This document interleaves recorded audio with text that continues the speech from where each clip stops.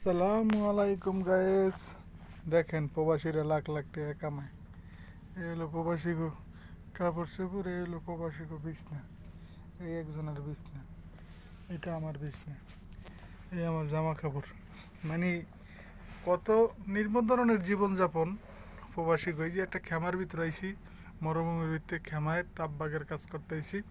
তো এইটা দেশে আমাকে থাকার জন্য। এই হলো বেড, এই হলো অল্প কিছু জামা কাপড় আনছি। এই দেখেন এত কষ্ট করে ঠান্ডায় চতুর্পাশে কাপড়, তো দুনিয়ার ঠান্ডা পড়ে। ওই যে এটা দিয়ে কয়লা ধরাইয়া হ্যাঁ পর মনে করেন থাকতে। এটা একটা স্টোর রুম, অবশ্য মালামাল টালামাল রাখে। এই রুম দেশে আমাকে থাকতে এত কষ্ট করে টাকা পাঠায় প্রবাসীরা দেশে। দেখেন এই হলো বেড, ওই আর একজনের বেড। রুমটা দেখাইতেছি, রুমটা বাইরের তে। এই দেখেন মরুভূমির ভিতরে থাকতে। এই হলো আমাকে রুম, দেখছেন? এই রুম চতুর্পাশে পাহাড়, এর ভিতরে এই রুম, এর ভিতরে থাকা লাগে। আর কাতারিরা থাকে ওটার ভিতরে।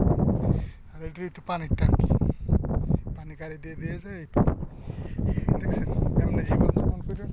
তারপর মনে করেন বাড়ির টাকা পাঠায়, ঠিক আছে? আপনার জীবনযাপন করে কি করে বাড়ির টাকা পাঠায়, কিন্তু বাড়ির বউ পোলাপান বোঝে না। মনে করে কাতার থায় টাকা যেরকম কামায় লাখ লাখ, ওরকম মনে হয় খরচও করে না রে।